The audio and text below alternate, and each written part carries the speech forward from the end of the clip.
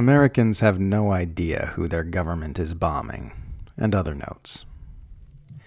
An article by Anti-War's Dave DeCamp has highlighted the widely ignored fact that according to AFRICOM, the U.S. waged a 3-day bombing campaign in Somalia from October 26th to October 28th, bringing the number of U.S. airstrikes in that nation this year to 89.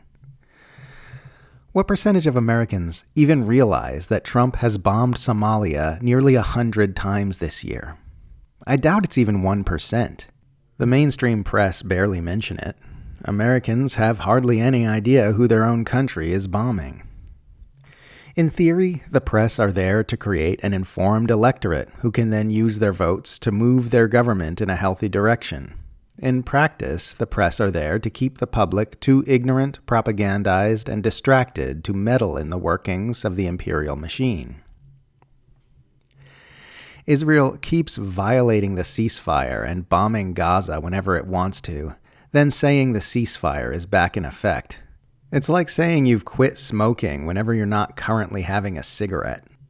NPR reports that after a mid-ceasefire bombing campaign that killed 104 people, including 46 children, Benjamin Netanyahu, quote, ordered the strikes after accusing Hamas of violating the ceasefire for handing over body parts this week that Israel said were partial remains of a hostage recovered earlier in the war, end quote.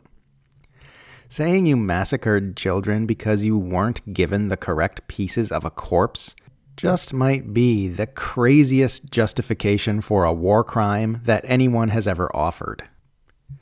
Israeli UN Ambassador Danny Danon accused UN Special Rapporteur Francesca Albanese of witchcraft for her report on Israel's genocidal atrocities in Gaza. That's right, witchcraft. Ms. Albanese, you are a witch, and this report is another page in your spell book, Danon said in response to Albanese's remarks to the UN's Third Committee on Gaza. Says a lot about the strength of their arguments, really.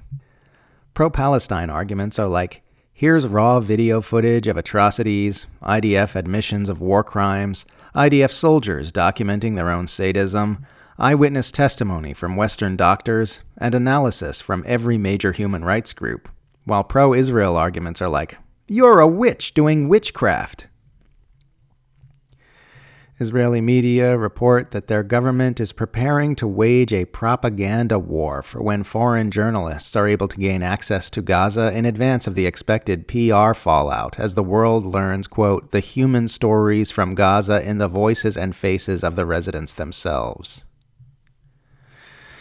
It's such a trip how, as a state, the Israelis understand the importance of perception management more acutely than any nation on earth. But as individuals, they still can't resist the urge to club an old woman on camera or post pictures of themselves wearing stolen panties in Gaza. Really drives home how the entire state is premised on the understanding that its existence depends on actively cultivating the support of powerful Western military forces using aggressive lobbying and propaganda campaigns. But the state is also premised on extreme hatred and racism. And these two essential ingredients are clashing with more and more regularity when it comes to Gaza. It's not okay to still support a two-state solution in 2025. Israel has spent 2 years showing the world that it should not exist as a state. It needs to be disarmed, dismantled, and denazified.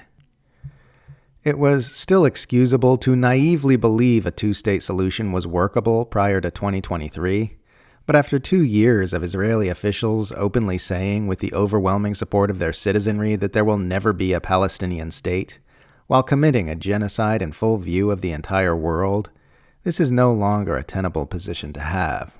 There is no longer any excuse for still believing the state of Israel will allow the Palestinians to have a fully sovereign state and leave them in peace, especially not after watching it wage war on all its neighbors with the blatantly obvious goal of domination and territorial expansion.